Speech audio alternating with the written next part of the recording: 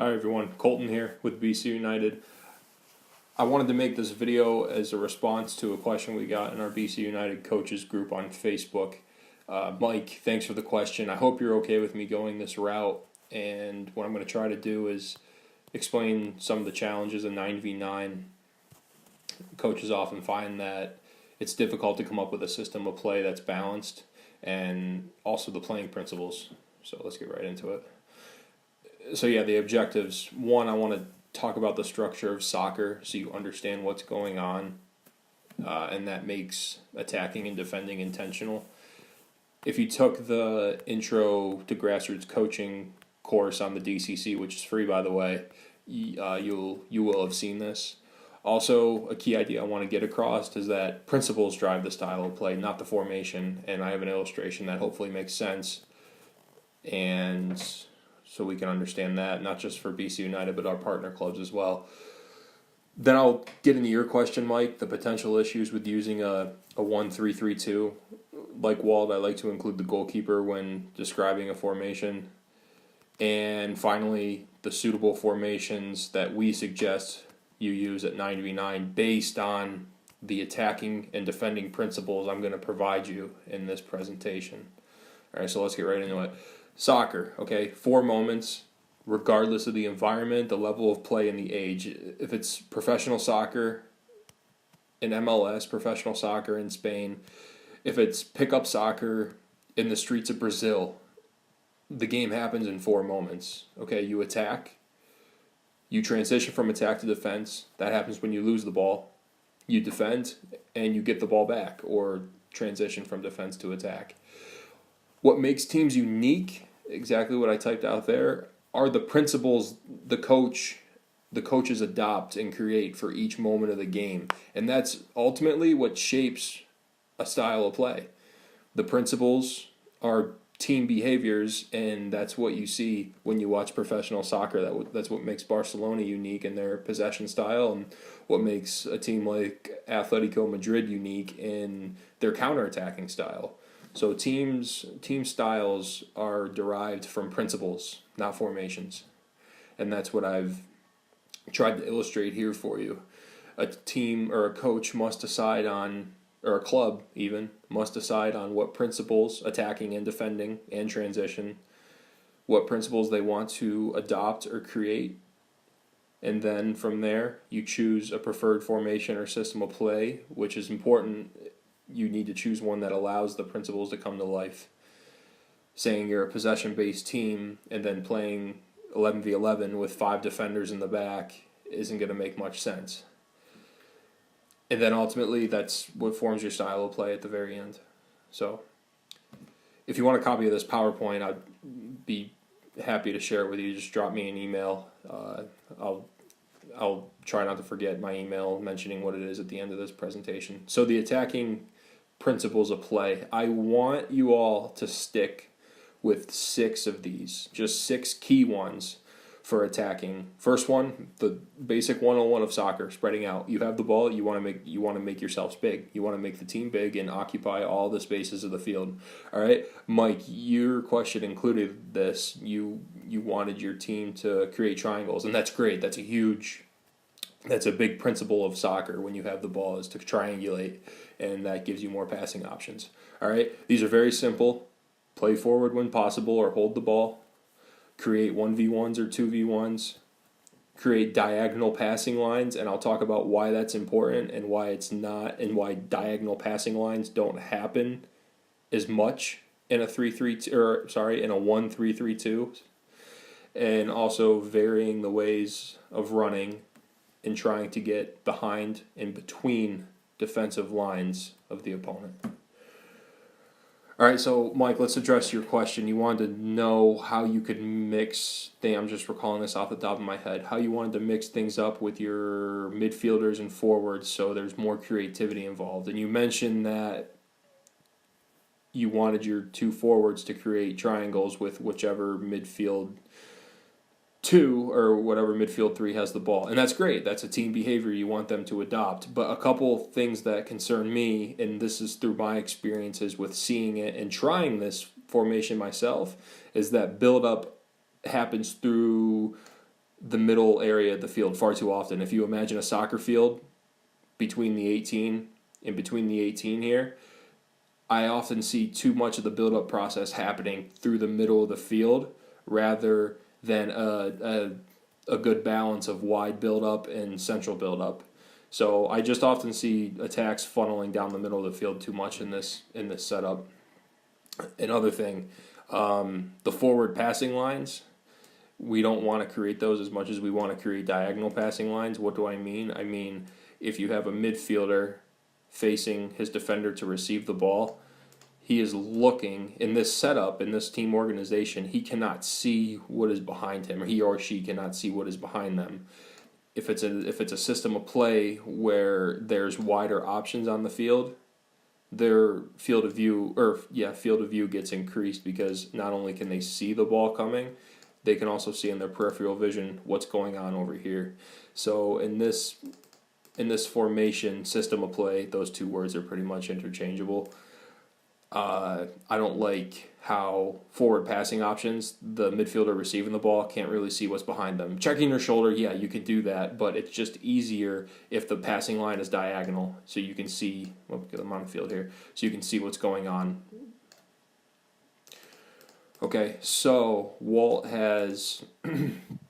Mike Walt has shown you kind of the BC United preferred attacking formation or system of play for 9v9, and it's a 1-3-4-1. The mindset I want to get all of you into is making sure the principles that we provide you come to life in the preferred system of play that you choose. So in this 1-3-4-1, can the team spread out? Absolutely. You have players starting in the central channels as well as the wide channels. All right, let's move on. Are they occupying all the spaces? Yes. Are there natural triangles forming in this system of play? I would say so. I see a lot. Playing forward when possible or hold the ball, that's a situational thing. Creating 1v1s or 2v1s, I see a lot of chances to do this. I see chances with wide players to create combination play with their forward. I see a possible numerical advantage in midfield with having two central midfielders. That's also considered a 2v1. And Mike, this is about what you mentioned. You want your midfielders or your wide players to have more creativity. This setup allows them to be isolated out wide where they could face a lot of 1v1 situations. And the last one, try to get behind between the defensive lines of the opponent. What does that mean in a nutshell? That means when your opponent, I apologize, I don't have another team on the field to act as the opponent, but the opponent's defensive line is probably going to be across tier. Their midfield line is probably going to be, by this team's midfielders, and the forward line is going to be challenging the defenders. Can midfielders position themselves between opponent lines so a pass can be made through an opponent line and this player can turn and dribble? Okay, that's exactly what it says. Can you get behind or between defensive lines of the opponent? Okay, so another common setup in the 9v9, and this is something I actually prefer, and I'll get into it here in a second, but a 1-4-3-1. Can the principles come to life? Can the team spread out? Yes. We're occupying wide areas and central areas. I see a lot of natural triangles happening in this formation. 1v1s and 2v1s are also possible. Why? Because, and this is why I like this setup so much, if the team is building up, if one of the center backs is able to break lines to a central midfielder and the attack begins, these wide players who have an initial starting responsibility to be outside defenders or a 3 and a 2 can now move up the field with the attack and become an 11 and a 7. Okay, so you're kind of getting all the benefits of what a 4-3-3 gives you in the 11v11 game. When the ball is lost, let's say this doesn't work out and the opponent wins the ball, the challenge is getting these players to transition, the next moment of soccer, transitioning to defense, back into the defensive line of the field with the rest of the team. So we'll get into defensive organization later, but this is a setup I prefer in 9v9 because it gives you the best of both worlds. You have numbers when building out of the back. You have 3 central midfielders, and these wide players need to be responsible to act also as wingers when build-up happens. And then you get a front 3. So that's why I like that. Walter might disagree.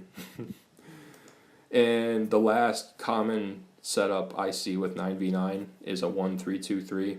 And just like the other two, all the principles can come to life in this setup. The team is spread out. They're occupying all the spaces, wide and central, lots of natural triangles happening, chances to create 1v1s and 2v1s, yes. There's 3 lines, so that allows this midfield line to maybe sit between the opponent strikers and the opponent midfielders. So breaking lines, that's what that means. Passing through an opponent line can happen. And the lines are diagonal. They're not forward or vertical like a 1-3-2 or a 1-3-3-2 would be. So let's move on to defending. Same thing. I want you coaches to stick to these main principles, okay? Just like attacking with creating space and spreading out, the exact opposite needs to happen when your team defends. Compactness, okay? When you have the ball, make the field big. When you don't have the ball, make the field small. Keeping it compact. So if your team starts compact, that's great, but if the opponent starts building up and they have their first 2, 3, 4 pass sequences in on you, can your team maintain that compactness? Okay, and that's important. While your team is compact, are we still pressuring the ball, giving cover to the pressuring player, and is the rest of the team bouncing off based on the position of the ball? Pressing. We're not going to get too much into this. That's a little more advanced, and especially knowing the cues of when to press. That's something I hope to talk about when we have our coaching education events. More info on that is coming at a later date. Outnumbering the opponent. Obviously, when you defend, you want to have you want your block to be solid, and having a numerical advantage is important. And like pressing, delaying the opponent's attack when you're outnumbered, that's something a little more advanced. We won't touch on that so much. So, defending, you see the difference. This is what a 1-3-4-1 looks like in the defensive moment of the game. There's what it looks like in the attacking moment of the game. The difference is simple, but your players need to understand this. When you have the ball, get big. When you don't, get small. Okay, and the arrows represent how the block, that's what we call this entire unit is the defensive block. It needs to move in unison to the laterally and vertically. Okay, something I tell my teams is that if the opponent has the ball all the way, let's say on this sideline, this block is shifted and these 2 players are probably at half field, so the team is cutting the field in half. So just like the attacking principles, can our defensive principles come to life in this setup? I think so. We're making it compact. The team needs to keep it compact. We're able to pressure the ball, provide cover and balance in this shape. And the compactness gives natural numerical superiority. And here's just another setup you could do. It's pretty similar. In this one, you just have 4 in the back instead of 3. You still have a solid line of 3 in the midfield, and the role of the top player in both of these defensive systems of play is to basically cut the field in half. So can your striker pressure the ball and force it to go out wide? Okay, I should have included a slide here with my contact information. If you want to email me, drop me an email or call me or anything. My email is Bly, B-L-Y, at beavercountyunited.com. And any questions you have, I'll get back to you. I'll give you my cell number, and we'll go from there, okay? Hopefully this helped you. Mike, I hope this helped you. I know I took a different route with answering your question, but I just want to get us all in the mindset that principles ultimately drive the style of play, okay? So thanks for listening, and I hope to do more videos like this soon.